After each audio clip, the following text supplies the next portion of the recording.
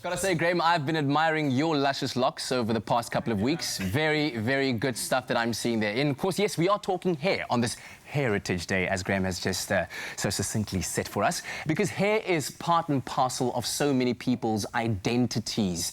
And of course, it's part of our heritage as well. And so today, as Graham has said, we have invited digital content creator and model Abongwe Qokela, lifestyle blogger Amanda Carpede, and digital content creator from Case of the Curls, Sarah Gregg-Macdonald, to shed light on their personal hair journeys and give us some tips to all of you out there on transforming your hair and wearing it proudly, naturally so. Ladies, it's so good to have all of you here. I am super envious of all of your locks. That's the stage that I want to reach. But thank you very much for joining us. Thank you for having us. Abongwe, let me start off with you first and ask you about your hair journey. And did you grow up being encouraged to wear your hair naturally, and how did you start this journey? All honesty, my grandmother was the champion of wearing my hair natural, only because she didn't want me to make a noise. Because every time I was taken to the hairdresser, it was always a performance and a scream and a kick. So she'd rather let me wear my hair out and as wild as possible. But then obviously when I went to school, it was different because now you need to look neat. So the relaxers came through, you know. But then I'd relax my hair today, then 3 days later, it's fluffy and whatever. And then after matric, that's when my hair journey really started. I was supposed to go get my hair relaxed, and I went and cut my hair off. And didn't ask anyone, because now I'm like, I'm 18 now, I can cut my hair. So I cut my hair off, and that was my vibe from then onwards. I've been blonde, I've been undercuts, I've done everything to my hair, because I'm like, it grows back. That's been my journey. My journey is just like one of love with my hair. Oh, yeah. That's a beautiful one indeed. And Amanda, we know that hair politics is such an integral part of everyone's identity in some way, shape or form. What has been your experience with this throughout your life? Sure. This is a topic that I can write a book about. And you should. So growing up, I think I was about 6 years old when my mom decided that she was going to relax our hair. But I must say that I've got 3 sisters, and we all have different hair types now. The different hair types goes from 1 to about 4. So 1 is the curly wavy, and then the type 3 and type 4 is the coily, curly, kinky hair. Yes. My mom has type 1, so her hair is wavy. There's no curl in it as well, and my younger sister also. So the two, my sister and myself, the middle sister and myself, we relaxed our hair. My mom relaxed her hair at about age 6 or so, because on a Saturday, your hair needed to be washed, or it needed to be relaxed. Ready for Sunday. Ready for Sunday for church.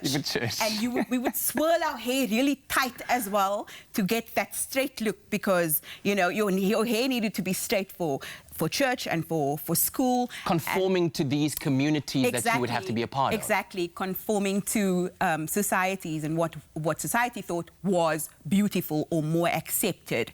And to tell you the honest truth, I used to lie about having relaxed hair, because I wouldn't let people know that I relaxed my hair, because I didn't want to know that this was hiding. I didn't want them to know that this was actually hiding underneath it. So it was a secret. It was a shame. I was really ashamed of that fact. Wow. And here we are now talking about it openly and encouraging people to wear their hair proudly and naturally as well. Sarah, for people with curly hair, we see it in the media. People are being encouraged to wear their hair more naturally, more curly. What are your thoughts on what's happening, what we're seeing right now? Yeah, I mean, I definitely think that we are moving more in the right direction, and we are feeling a bit more encouraged. But I do feel like we also have a long way to go still. I think, you know, our whole life we've kind of grown up like to fit into a certain mold with, you know, straight hair, the perfect body. And if you don't fit into that mold, you just, you know, you feel like a little bit less than. So I think the main thing that the media has portrayed, or it's given us this lack of confidence, I think, which has been a big problem. And I think that's the main thing that people need to overcome.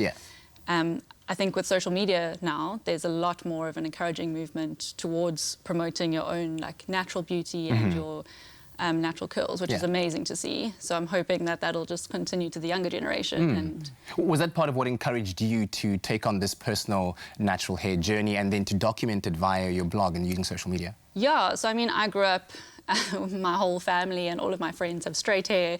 I was the only one with curly hair, didn't know how to manage it, and I just, as a result of that, I hated it. So I used to straighten it to death. And that's the weird thing, because like you hated your hair, you hated a part of yourself. Yeah, exactly. So I used to beg my mom to like chemically straighten my hair. Every chance I got, I would straighten it.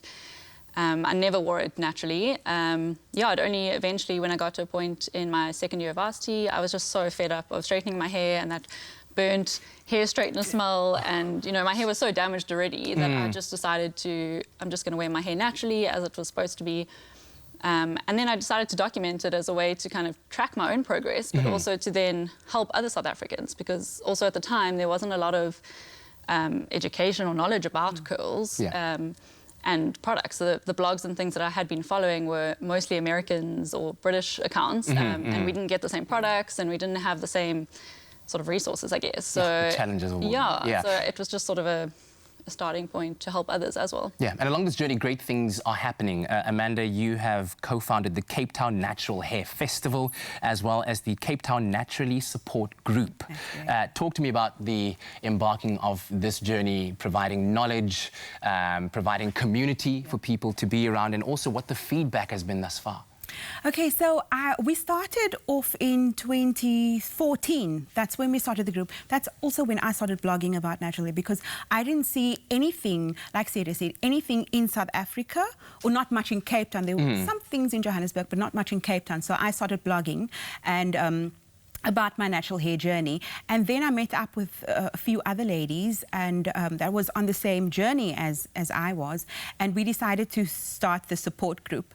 And we didn't think that we would get many people coming on board or going into our belief system that, going natural is the way to go. But here we are, 26,000 followers later. Wow. The first hair festival was in 2015, and it was, we expected 300 people to pitch up, 800 people pitched up, and that's when we realized, okay, fine, you know what, this is something big, and it's not just about hair, it's about it's about self-awareness, it's about self-love, and it's about self-acceptance.